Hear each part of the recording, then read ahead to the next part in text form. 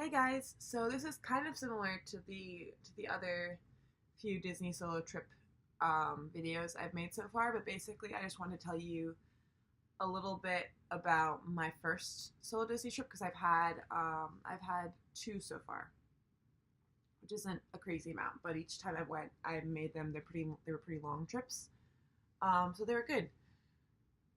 The first thing I want to talk about, because this is more story time. When I went on my first solo trip, the reason why I went on one was because I had just broken up with my boyfriend.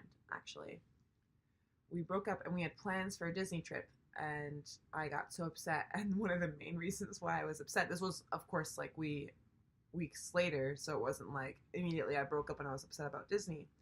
But a few weeks later, I started to realize I can't like go on the Disney trip then when I get back to Orlando before going off to school. And I don't live in Orlando, by the way, but that just got me really down because I really wanted to go back again and use my annual pass again and everything like that. And that's when I realized I could still go. Like, why would I not go just because my boyfriend's not gonna go with me? And it was a scary choice to make, but my love for Disney won over my fear of going alone.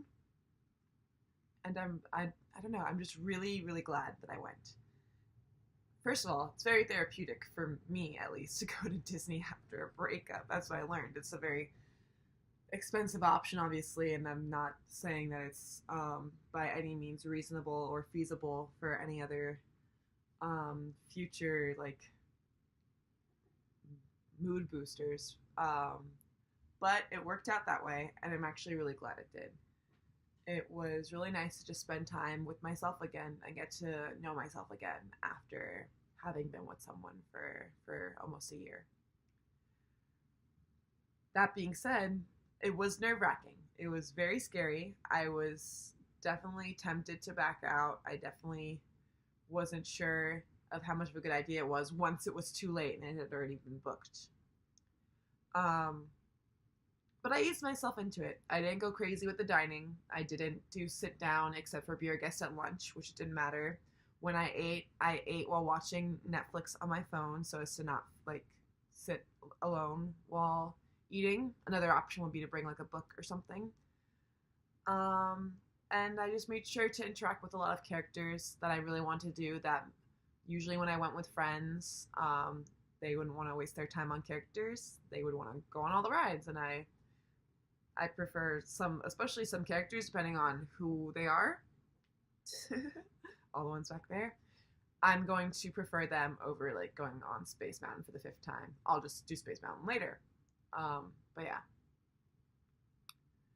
And another thing I did a lot was visit resorts, try other things that I didn't normally do. So I went to the Port Orleans French Resort and like tried the beignets, for example, which I really liked doing. It was really terrible luck though because it was raining. As soon as I got on the bus, it started raining, so then I had to like stay in the hotel for a lot longer than I would have liked to. And it was not a short trip. And I couldn't walk around the hotel and look around because it was raining, which was what was unfortunate. Once the rain stopped, I like got on the bus as soon as I could and left. But it was nice. It was nice to see other places like that.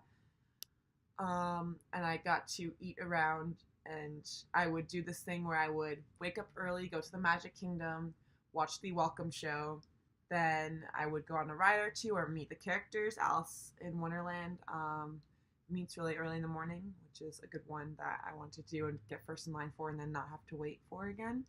Then I would monorail over to Epcot and eat there, and then either spend the afternoon napping and then come back to Magic Kingdom at night and stay out late when all the lines are gone, or go over to Hollywood Studios, or maybe stop by Animal Kingdom for a bit. But yeah, so it was really nice, and I was really lucky that I did Park Hopper. I would really recommend Park Hopper, especially when you're solo tripping, because you're gonna change your mind a lot, and it's not gonna matter. So it's definitely advantageous to just have a park hopper to accommodate that. Um, but yeah, so I got to do a lot of those different things. I got to see all the shows I really wanted to see.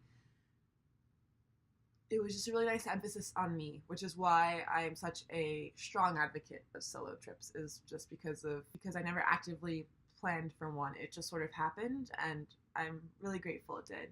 So yeah. If you have any more questions about solo trips, or you can more convincing, or I don't know, or questions about Disney in general, please ask questions about Disney in general. I feel like I can talk a lot more about that nowadays. I can also talk about group trips. I've done a few of those, some with much bigger groups than others.